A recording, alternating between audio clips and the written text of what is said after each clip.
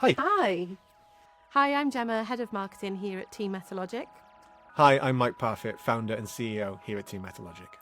Okay, Mike, so my job here, as you know, is to support our business growth and to grow Team Metalogic. But what I want to talk to you about is the growth of our clients and our partners and the wider business network.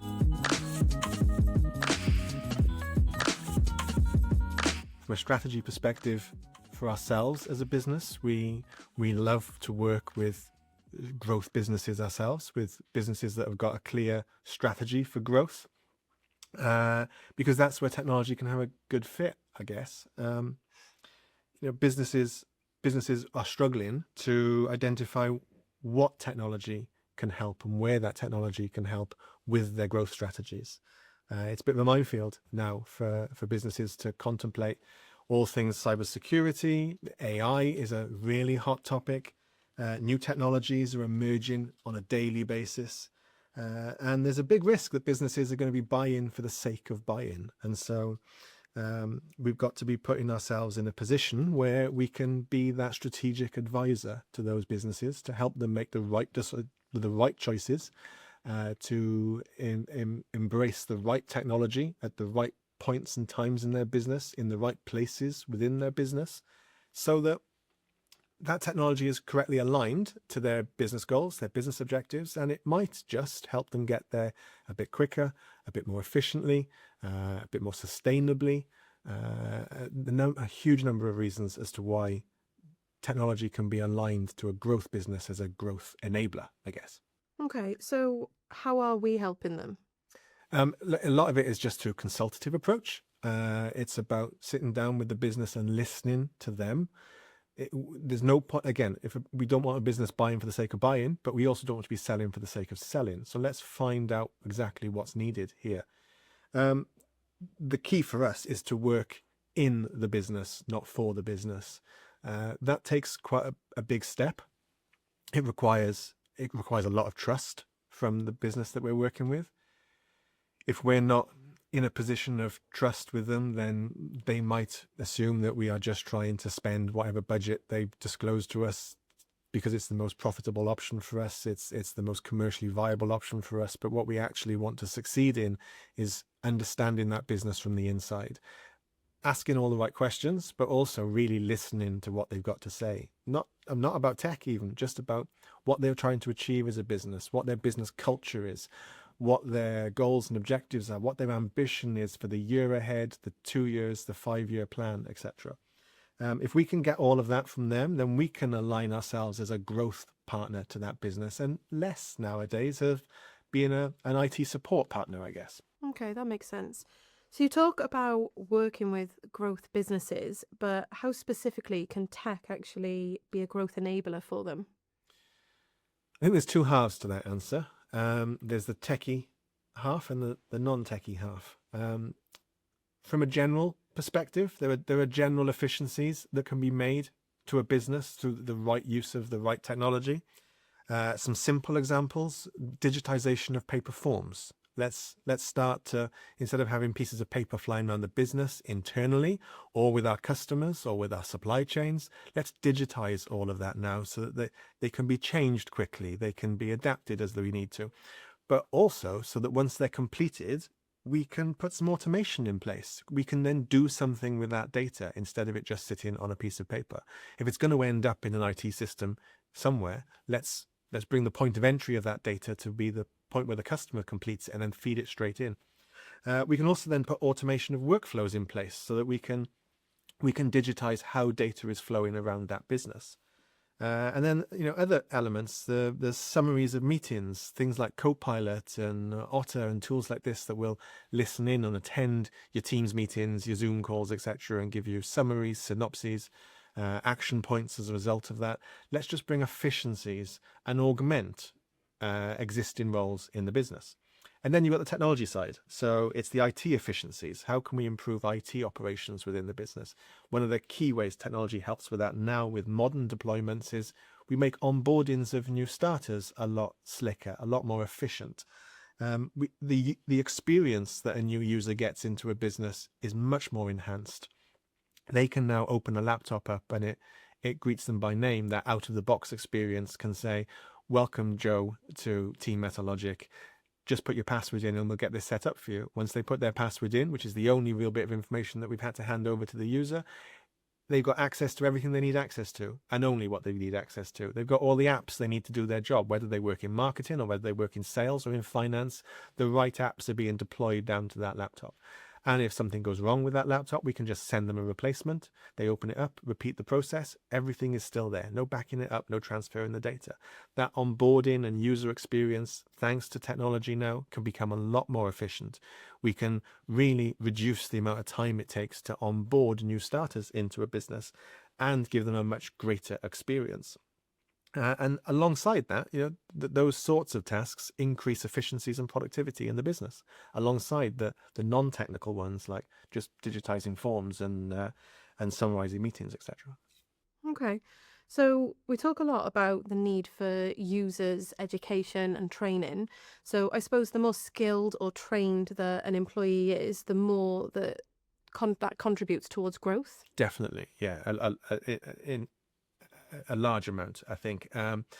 Modern deployments now, how we work with IT infrastructure, particularly cloud-based infrastructure, there's a lot more resilience there. When we were just putting, servers, hardware in people's comms rooms, things like that, there was a finite budget that we would spend, and we've got to hope for the best amount of uptime possible. And when things go wrong, there's not necessarily a lot of redundancy. There's not necessarily a lot of backup systems that will just kick in. Well, the Microsofts, the Amazons, the Googles of these ecosystems, they've got millions, if not billions, of dollars that they are spending on redundant systems, resilient systems. So the answer is that there are less failures, I suppose, at the infrastructure level. Those infrastructures, those back-end systems that everybody is using become a lot more resilient, a lot more reliable, and they fail less, hopefully. And when they do fail, if they do fail, we tend to see less catastrophic outages. We tend to see little pockets of functionality that don't work anymore, as opposed to a total outage. So, example being, if you had your email servers on-premise, on-site, and there was a problem with that server, nobody gets any emails. The whole system goes down. Now, if there's a problem with Microsoft 365 or with Google, then you might find that certain functions of an email system are impacted, but not the whole system. Largely, it still works, just with reduced functionality. This means there's less technical issues. This means that users perhaps spend less time on the phone to us. They spend less time on the phone to a service desk to fix faults and failures with systems, because they are generally a bit more robust, a bit more resilient. And also, we get less calls on that basis because we're now in an age where we've got a digitally native workforce. What that means is that the majority of people of working age now have grown up and spent much of the large part, if not all of their working lives with IT, with some form of compute resource at their fingertips. We are no longer introducing the concept of a computer in place of a typewriter or in place of a word processor. We're no longer introducing the concept of a mobile phone. My 2-year-old is quite adept at swiping on a phone and using a touchscreen. Has no idea what any of it does, but he understands that things happen when he does that. And that digitally native workforce doesn't necessarily need to phone us to bring the bold button back on their toolbar. They don't necessarily need to phone us to install a printer. They're used to doing it at home because it's digitally native to them. The kit that they've got in work, they've also got at home. It's kind of all the same nowadays. And so we're no longer training those basics. We're no longer training users on how to switch their computer on, how to shut it down safely at the end of a day, etc. We're now training those users on cyber resilience, on cybersecurity, on how to harness the use of AI to augment and better perform in their roles and be more efficient, more productive. We're training those users on good password hygiene. A complete shift, a big 360 from what we were training users on 10, 15 years ago. Okay. So that's all fine, but does it present a return on investment for the business? It needs to. I think any business that is embarking on a journey of looking at aligning technology in their business, that has to generate a return on investment for it to be successful, and that's got to be measured for that to be the case. It might be that the return on investment is greater efficiency. It might be that the return on investment is reduced spend. It might be because a staff member can actually do more in the time that they've got. That might mean that you need less people, yes, but it might mean as a business you're paying less overtime to the same person who's now getting what they need to get done in a 40-hour week instead of adding 10 hours onto that week. So yes, the solutions must present a return on investment, what that ROI looks like. A good consultative approach from a growth partner will be able to say, look, you've got all these objectives as a business. There's half a dozen solutions for each of those objectives, but we can run through what the benefit to the business is of each of those solutions and where the ROI might sit. And also the ROI, the return on investment that they see might not just be financial. I mean, one of the key pieces that we talk about a lot when it comes to cyber resilience as a growth factor for a business is competitive advantage. It's how investing in that area, whilst it's going to give you value because it's going to protect you from risk, what it's also going to do is make you stronger and more successful compared to your competitors. So if you're like for like and somebody is trying to weigh up which one of you to go with, and the price is kind of the same and the service is kind of the same and the product is kind of the same, but as a customer, I've got a perception that you are going to look after my data more carefully, that you are going to work more efficiently for me in that time, I'm probably more likely to choose you. That makes sense. Okay. So you were talking about AI changing opportunities and people phoning IT less for support, essentially. So is us pivoting to being a growth partner to keep us alive in a digital industry? Let's hope it's not a dying industry, and one that we're seeing phased out as a result of technology. I don't think that's the case. I think what's happening is that we're adapting to the needs of businesses and to our partners. 5 years ago, we weren't having conversations about AI. 10 years ago, we were barely having conversations about cybersecurity. Yet now these are commonplace conversations that we're having. And to put a different slant on that, I don't think technology and particularly AI are going to be those things that completely replace. That's not what success looks like. It's not about replace 10 people with one machine. However, things become more efficient, and that might mean they cost less. Let's go back 10 years, 5 years, not very long, but if you wanted to film an outdoor event like an Olympics event or a track event or a football game on a professional level, you are employing a pilot, you are trying to get a helicopter, you're getting a skilled cameraman that's used with harness work and can hang out at the side of that helicopter to do all of the filming. There's a lot of cost, there's a lot of risk, to injury and to damage, and you need regulation and license and all the rest of it. That's a big piece just to get the filming done of that event. Now you need a person on the ground with a drone and a camera attached to it. It's a much more simplified piece of result, and technology has augmented that role. It's never going to replace it completely. It's augmented the position that we're in, and I think that moves on to look what's driving this need to pivot is the fact that what people are buying is changing, and we're adapting to that. We're adapting to the needs of customers.